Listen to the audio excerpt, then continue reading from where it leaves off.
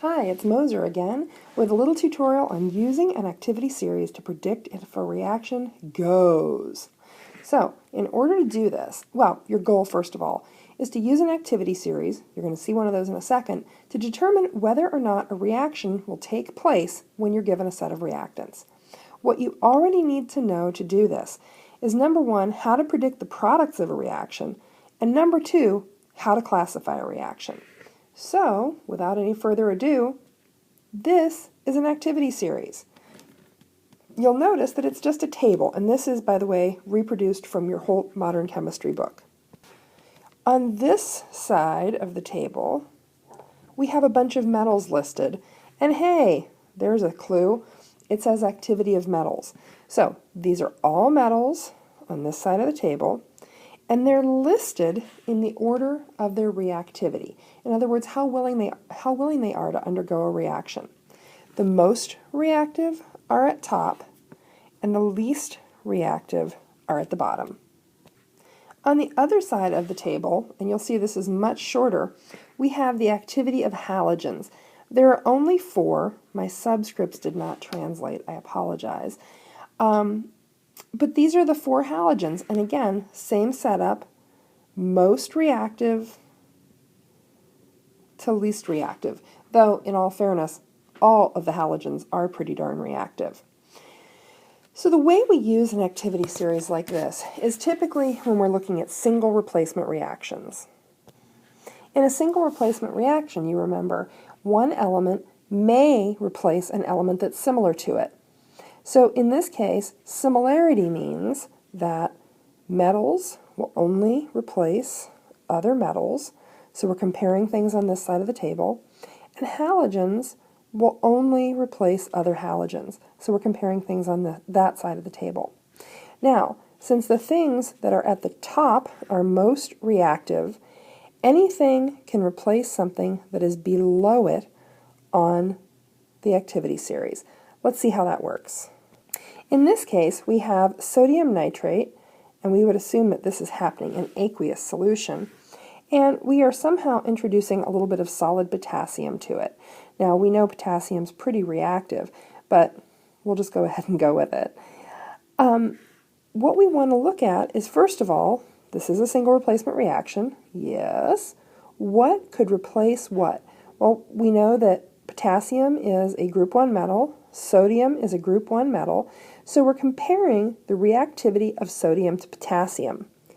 Here's potassium, pretty high up there, and here's sodium.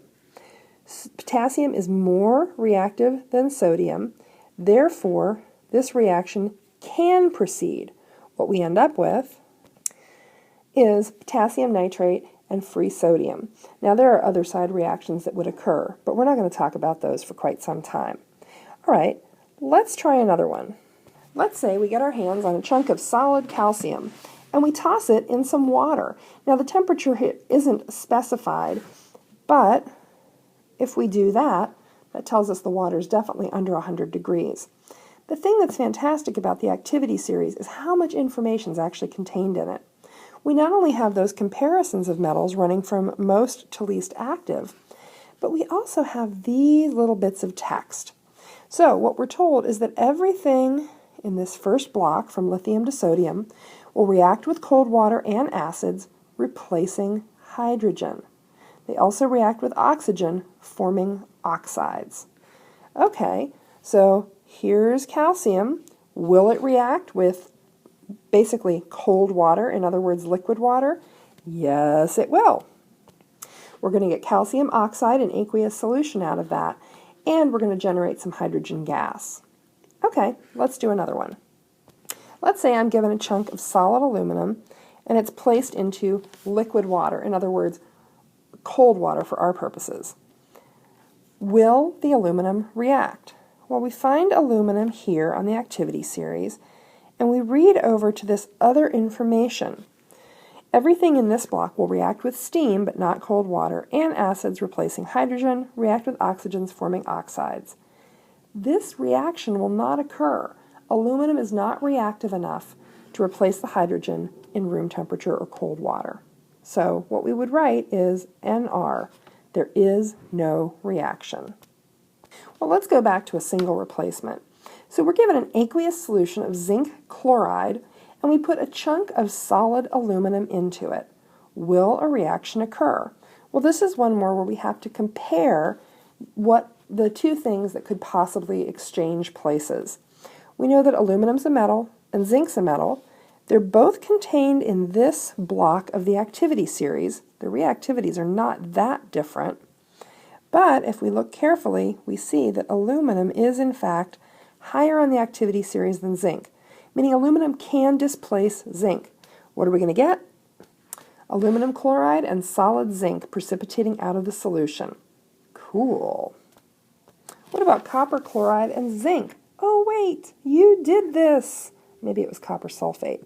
In any case, you had a copper solution. It was that pretty blue stuff that you put in a Ziploc bag, and you added to it a chunk of solid zinc. Maybe it was magnesium. Anyway, similar reactivities there. So again, we're going to compare the two things that are metals that could potentially replace one another, one of those being zinc, one being copper, and sure enough, zinc is above copper. Where'd my copper go?